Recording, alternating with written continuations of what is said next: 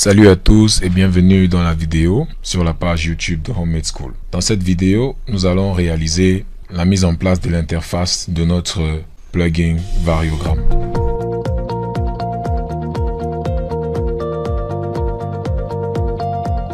Nous retournons dans Qt Designer. Bon, il apparaît comme ceci. On vient juste là. Donc, la première des choses à faire, nous allons effacer tout ce que nous avons eu à créer. Plus haut, nous les effaçons. Même celui-ci, nous l'effaçons. Nous allons uniquement mettre les boutons qui nous intéressent. Alors, nous allons dire que notre plugin aura deux parties. Une première partie pour charger les données sur lesquelles nous allons travailler. Ça veut dire que si nous disposons peut-être d'un ensemble de points vecteurs sur QGIS et nous voulons que ceci soit chargé via un conteneur, donc nous venons ici sur conteneur, nous choisissons Groupbox. On peut l'aplatir comme ça. Nous venons donc modifier sa valeur texte title qui est Groupbox. Nous allons mettre plutôt chargement. Ok. Pour charger des données, on a besoin de deux trucs minimum. Nous avons besoin de deux trucs. Nous avons d'abord besoin d'une barre sur laquelle va s'afficher le lien vers le fichier en question. Donc pour la barre, nous savons que la barre c'est line. Line edit. Nous prenons la barre, nous la mettons ici. Une fois que c'est fait, nous avons besoin d'un bouton qui va nous aider à parcourir en fait notre explorateur des fichiers pour trouver le fichier en fait qui nous intéresse. Donc nous avons besoin d'un bouton. Donc pour les boutons, nous venons ici à push button. On peut écarter comme ceci. Si nous voyons qu'il n'y a plus d'espace, on le prend, on le met, voilà. Son tout. On le prend, on le met là. Et là, nous venons modifier son paramètre texte qui est ici, title. Si on ne retrouve pas vite, on peut taper là. Bon, fonctionne mal. On vient ici en bas. Texte. Et nous mettons le texte parcourir. Non.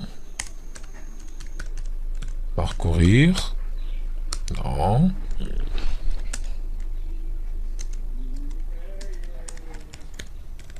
Parcourir avec 3 points. Voilà. Ça ressemble un peu au bouton parcourir qu'on a l'habitude de voir. Et maintenant, une fois qu'on a parcouru, on vient donc charger un fichier. Bien sûr, à travers toujours un bouton. On peut prendre ce bouton, on le duplique. CTRL-C, CTRL-V. On le met juste en bas. Et on met le bouton. On change le texte et on met charger. Charger. Ok. Une fois que c'est fait, nous avons réalisé la première partie qui consiste à charger les données. Donc, oui. Ensuite, on aura besoin d'un second bloc pour effectuer effectivement l'analyse. Donc, on va prendre un second conteneur, un Groupbox nouveau, on le met là. On écarte comme ceci.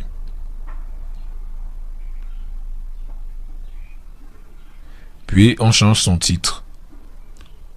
On va mettre données. Ou alors tracé. Ou données. Données. Ok. Pour tracer un variogramme, nous avons vu que nous avions besoin de H0 et delta H. Ça veut dire qu'on doit demander, on doit pouvoir montrer à l'utilisateur qu'on a besoin de cette valeur. Alors pour ça, on a besoin en général de deux paramètres. On peut prendre un label.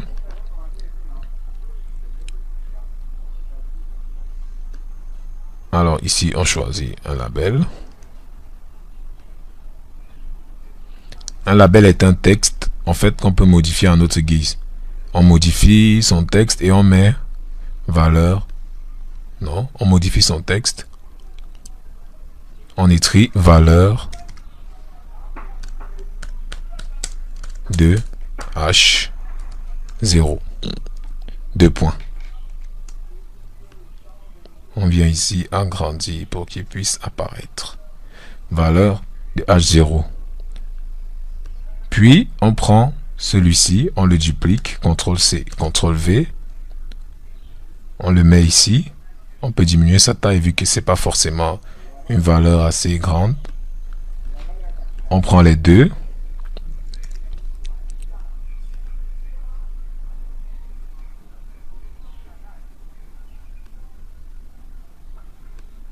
On prend les deux. CTRL-C, CTRL-V, on le pose directement en bas pour demander la valeur de delta H et lui aussi pour la recevoir. Ok. Donc on modifie le texte du deuxième, on met valeur de delta H.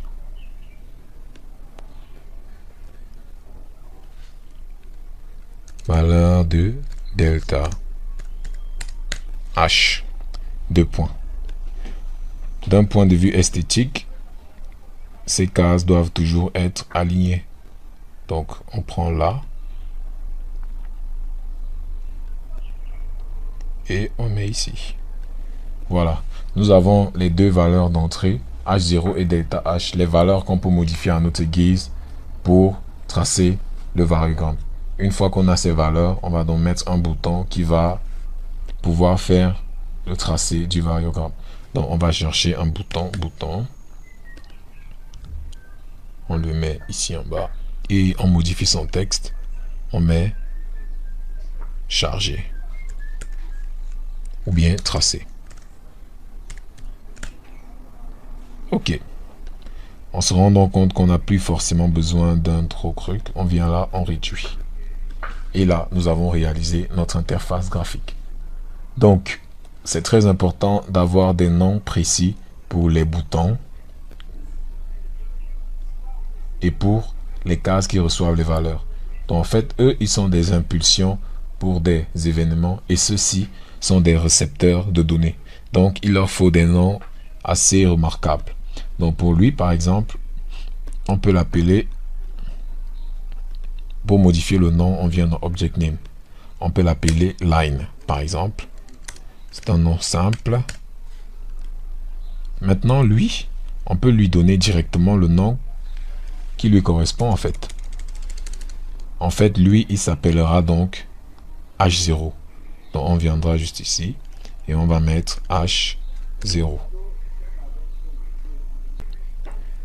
Ensuite, lui, on lui donne la valeur delta H. Puis maintenant les boutons, on peut aussi leur donner des valeurs. Push button 2, push button 3. Bon, lui on peut l'appeler parcours.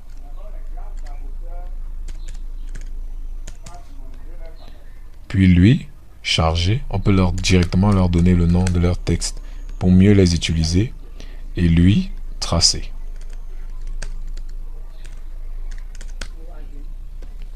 Et voilà, nous venons de créer l'interface. Nous mettons à jour, nous partons faire fichier enregistré sous. Puis nous partons, fichier enregistré, tout court. Puis nous venons dans QGIS, nous venons faire un reload, variogramme rechargé en 67 millisecondes. Puis nous le relançons et nous avons vu que effectivement il a été chargé tel que nous l'avions dessiné. Mais comme vous le savez bien, rien ne peut encore être fait puisque nous n'avons pas mis les fonctionnalités derrière chaque bouton. À la fin de cette vidéo, donc, nous sommes en train de vous dire qu'à la vidéo suivante, nous allons passer à la programmation de notre plugin. Il s'agit là d'un aspect purement technique. Il faudra quelques prédispositions en Python, en PyQt et en PyQGIS. Merci de nous avoir écoutés. N'oubliez pas de liker et de vous abonner.